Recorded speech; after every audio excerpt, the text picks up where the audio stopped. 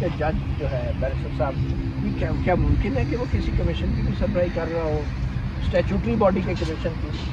دیکھیں ہمارے ہاں آپ کو میں ایک ایگزامپل دیتا ہوں. فارمر جو چیئرمین نیب تھے جسٹس جاوید اقبال صاحب، وہ چیئرمین نیب بھی تھے اور ساتھ ہی ساتھ مسنگ پرسن کے جو کمیشن ہے اس کو بھی ہیڈ کر رہے ہیں. تو he was wearing 2 hats at the same time. لیکن فیڈرل کانسٹیٹیوشنل کورٹ ایک آئینی ادارہ ہے. اس آئینی ادارے کے اندر ایکسپیکٹیشن آپ سے یہ ہے کہ آپ نے بلا خوف و خطر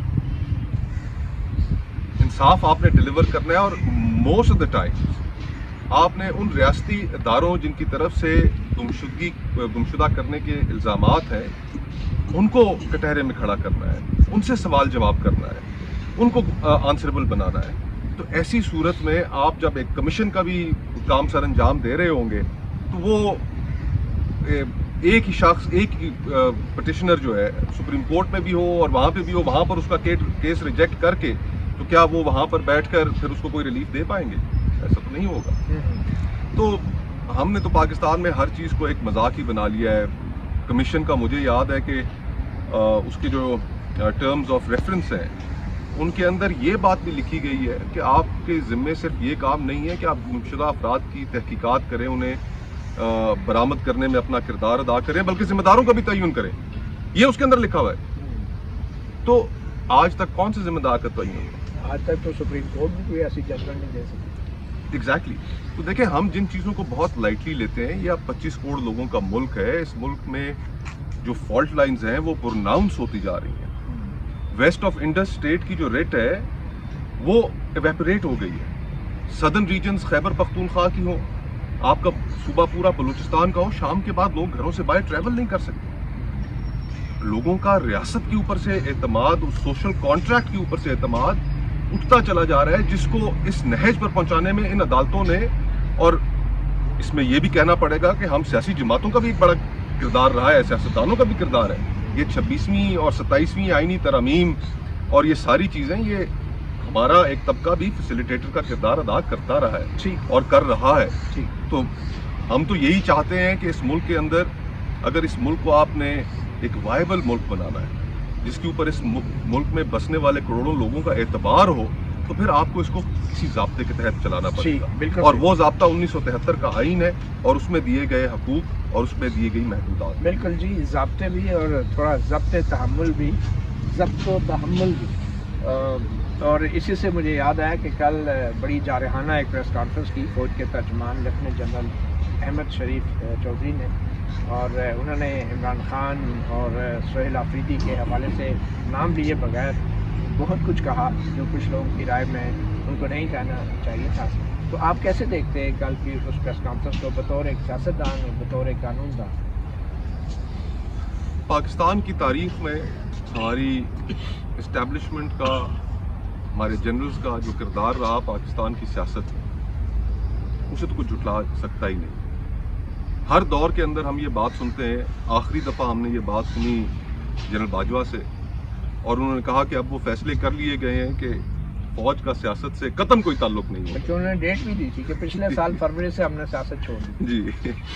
تو اب آج جس مقام پر ہم کھڑے ہیں، ہمارا کہنا، اپوزیشن کا کہنا، تحریک تحفظ آئین کا یہ کہنا ہے کہ آج سے زیادہ حالیہ تاریخ میں اس چیز کی ضرورت نہیں ہے کہ ہم ایک قومی ڈائیلاگ کا آغاز کریں.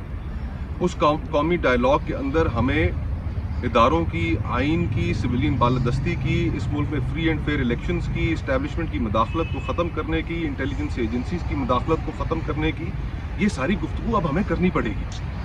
اگر آج سیاستدان اس میں قدم آگے نہیں بڑھائیں گے، آج ہم کوئی ایسے ڈائیلاگ کا آغاز نہیں کریں گے، تو خدا نہ کرے آج یہ جو پیغامات جا رہے ہیں، جس طرح کی گفتگو کی گئی ایک فیڈریٹنگ یونٹ کے سربراہ کے بارے میں جو الفاظ کہے گئے، یہ بہت غلط تاثر جا رہا ہے.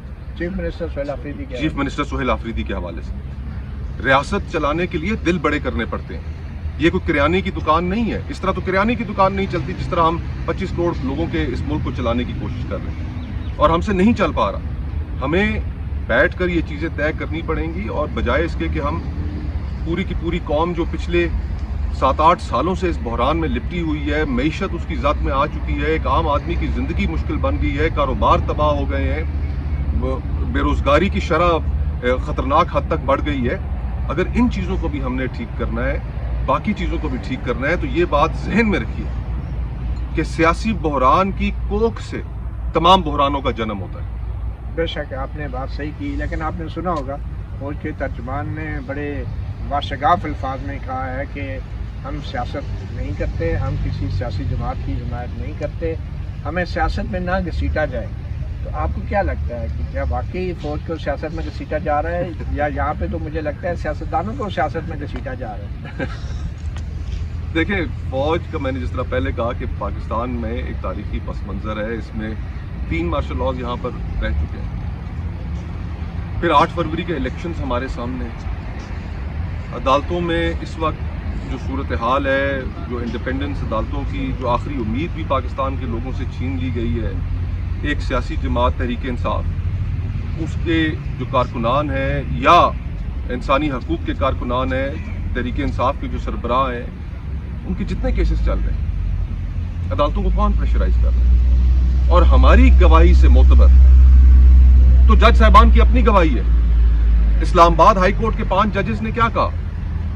انہوں نے ان تمام واقعات کو بیان کیا کہ اور خط میں لکھ کر بیان کیا، اپنے چیف جسٹس کو لکھا کہ ہمیں ان مرحلوں سے گزرنا پڑا، ہمارے ساتھ یہ زیادتیاں ہوئیں من پسند فیصلے لینے کے لیے. اس وقت محترم قاضی فائز عیسیٰ صاحب تھے، انہوں نے اس کو ٹالنے کے لیے اس سارے معاملے کو انہوں نے کہا ٹھیک ہے آپ کا خط آ گیا، ہم باقی ہائی کورٹ کے چیف جسٹس صاحبان سے بھی پوچھ لیتے ہیں. جب وہاں سے خطوط کے جواب آئے تو اس کے اندر اور ہوش ربا تفصیلات تھی، جیسے پشاور ہائی کورٹ کے چیف جسٹس صاحب نے اس وقت لکھ دیا، انہوں نے، اور یہ تحریری باتیں ہیں جو خطوط کے اندر موجود ہیں اور ریکارڈ کا حصہ ہے، کہ جب ہم مطلوبہ ہم سے جو توقع کی جاتی ہے کہ فیصلے دینے ہیں اور جب ہم نہیں دیتے تو ہمیں نان اسٹیٹ ایکٹرز کی جانب سے دھمکیاں دلوائی جاتی ہیں. یہ کیا ہو رہا ہے اس ملک میں؟